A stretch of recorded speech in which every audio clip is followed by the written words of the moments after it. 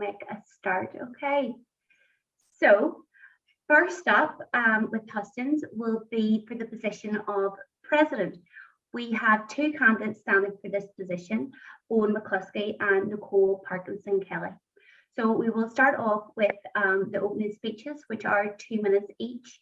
Owen will go first due to alphabetical order. Okay, so what I will just ask everybody is that if you are not speaking, if you could please mute yourself, just to make sure that the candidates speaking are given the right focus and appreciation. Okay, so with that, whenever a candidate is ready, start speaking, I will start the timing from there.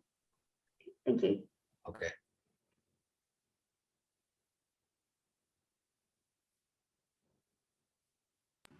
Sorry about that. Can you hear me okay? Great, thanks, Nora. So folks, I just want to say a massive thank you for having me. I'm going to go over some of the main points, which is my experience to begin with. So whenever I was an officer, I've got several projects achieved. So one of my favorite projects that I achieved was the period poverty campaign, which provided free period products on every campus in our gender neutral bathrooms. Another one of my experiences was the hydration station policy, which passed £40,000 worth of funding and to provide hydration stations, water stations across all the campuses, because that was really lacking. Another one of my experiences was during the COVID lockdown began way back, the team and I were able to get students out of their accommodation, which resulted in £1.4 million back in the pockets of students. So that's just some of my experience. And then I also want to talk about the aims of my manifesto, which is, first of all, to get students included who have not been included in the £500 tuition grant, which of £500. I think students have been left out of that. Part-time students, distance learning students, and I think that's crazy. I would love to reverse that and ensure those students have not been left out. Another one of the points I would love to cover and achieve if elected president would be a partial tuition refund. I think students, again, shouldn't be paying for the experience. We didn't, the lack of experience, we didn't receive a university experience, but we're paying for it. So I think students deserve a partial tuition refund. And then finally, another one of the aims is that I want to achieve if elected president is a mental health program dedicated to helping students being able to cope with the trauma the pandemic has caused. A lot of us have been affected, we've been isolated, experiencing depression, and I think there's a lot that could be done left. There could be a lot that could be achieved with mental health program. So I want to say thank you very much. I hope I got very much, Owen. Again, within 2 minutes, I like that. We're off to a good start, folks.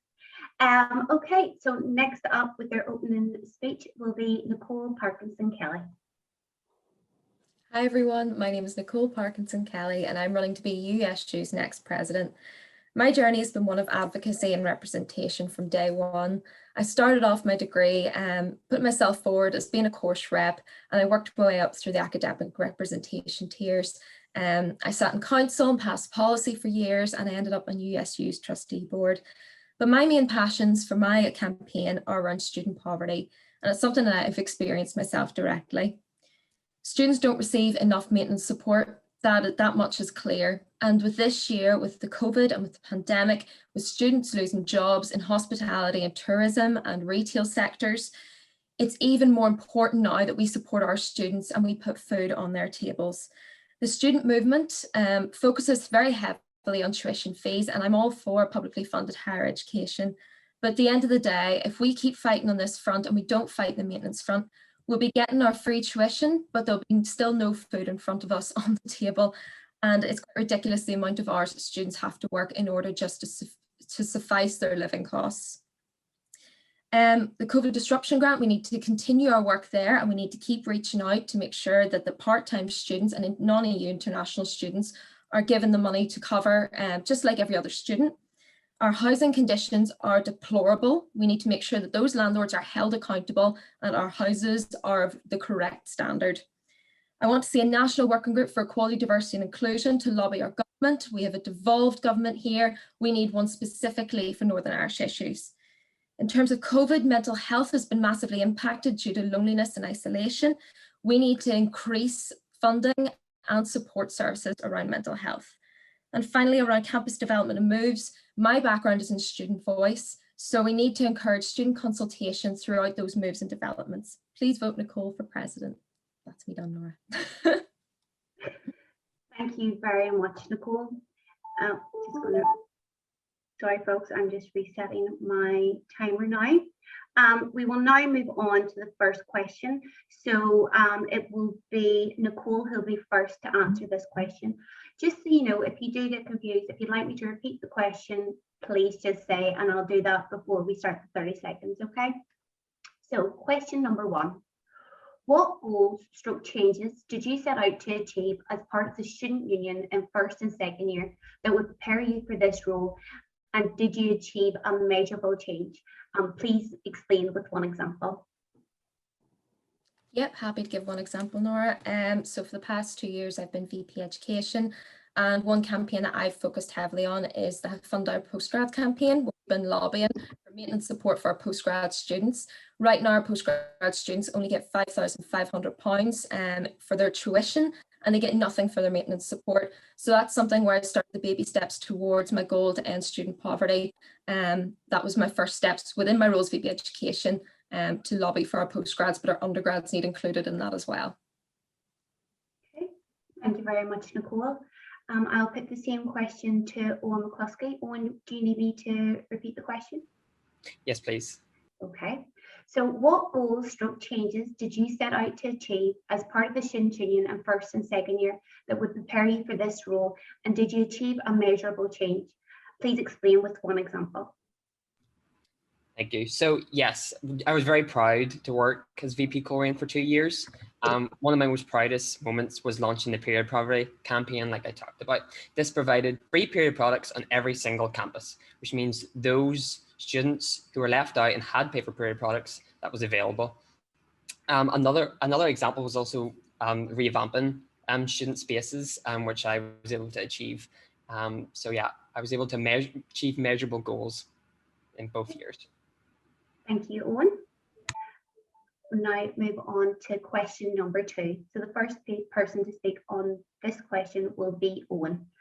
Okay, so COVID and lockdown has proven that students' issues need to be pushed to the very top of the public agenda. How do you intend to do this? Thank you. So I think one of the main aims that I've set out would be mental health. I think students' mental health has been really affected. There are resources in the university that need to be more aware of. For example, you can get 6 free initial counselling sessions. I think this needs to be promoted more. And if elected, that would be something I would do, promoting the services that the university already have and that students need. Okay, thank you. And Nicole, would you like me to repeat the question for you? Yes, please, if that's okay. Okay.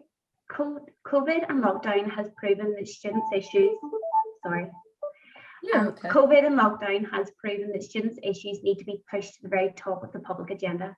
How do you intend to do this?